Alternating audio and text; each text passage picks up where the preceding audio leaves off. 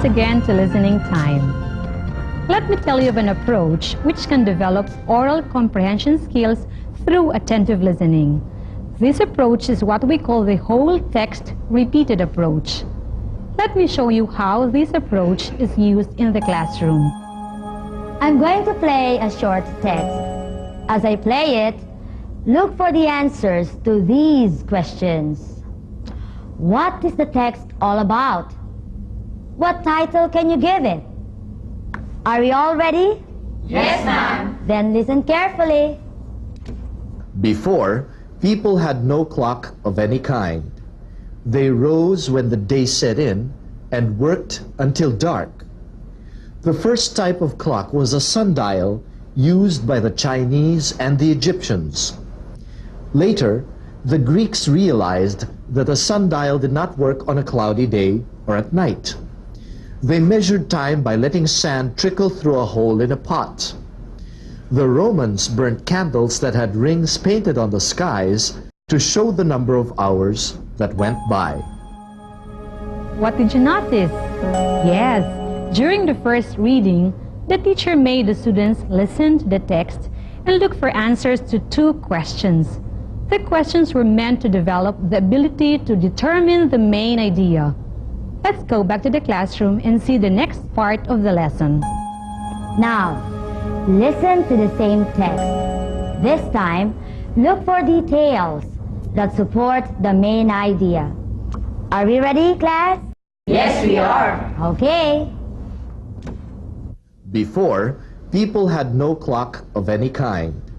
They rose when the day set in and worked until dark. The first type of clock was a sundial used by the Chinese and the Egyptians. Later, the Greeks realized that a sundial did not work on a cloudy day or at night. They measured time by letting sand trickle through a hole in a pot. The Romans burnt candles that had rings painted on the skies to show the number of hours that went by. What was the purpose of the second reading? You're correct. The teacher made the class listen again to the text so they could look for details that would support the main idea. What questions can be asked to prompt students to identify supporting details? These questions could be: 1. What was the first type of clock used by the Chinese and Egyptians? 2. How did the Greeks measure time? 3. How did the Romans measure time?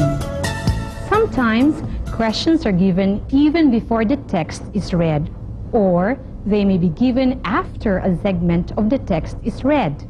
Whichever way is correct. Let's go back to the classroom and see the next part of the lesson. Now, I want you to listen to the same text for the third time. This time, I want you to ask 3 questions that will come to your mind as you listen to the text. You may want to ask yes-no questions, or alternative questions, or even invitation questions, which begin with who, what, where, when, and how. Are you all ready, class? Yes, we are. Then listen carefully. Before, people had no clock of any kind. They rose when the day set in and worked until dark. The first type of clock was a sundial used by the Chinese and the Egyptians. Later, the Greeks realized that a sundial did not work on a cloudy day or at night. They measured time by letting sand trickle through a hole in a pot. The Romans burnt candles that had rings painted on the skies to show the number of hours that went by.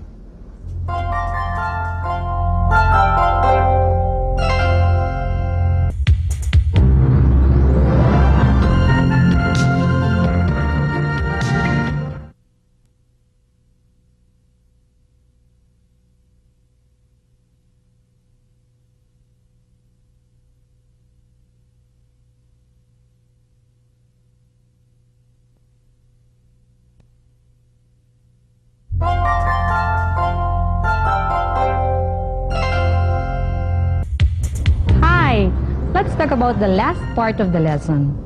What was the purpose of the third reading? You're right. The third reading was for the teacher to gather output questions from the students. This is one advantage of the whole text repeated approach. It enables learners to generate their own questions. This, in essence, is the end purpose of learning.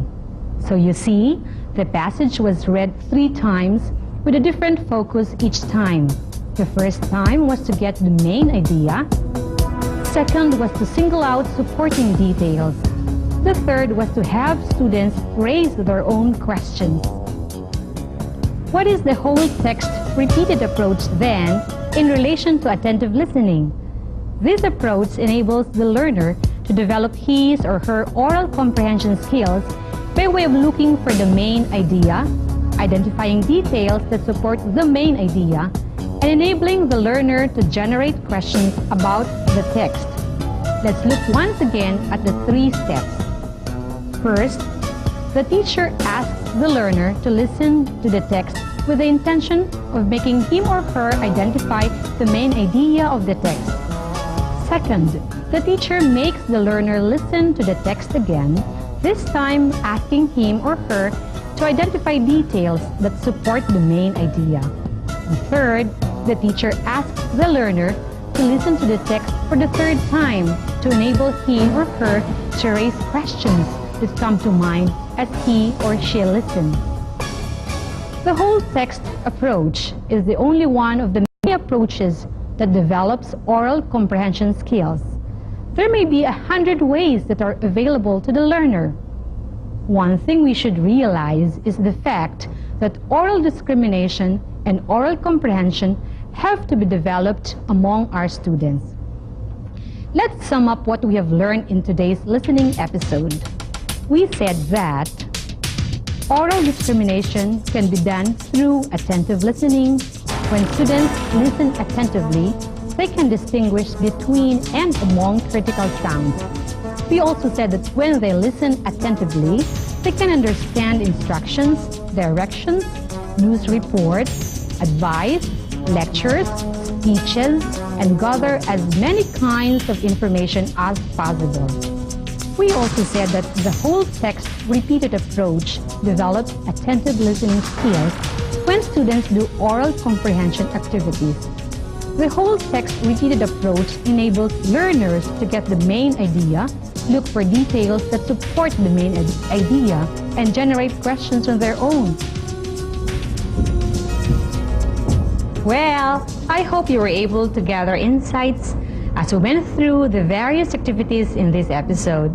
So far, we have talked about marginal listening, oral discrimination, and oral comprehension in relation to attentive listening skills. In the next episode, we shall talk about yet another level of listening, and this is critical listening. So, goodbye for now and happy teaching!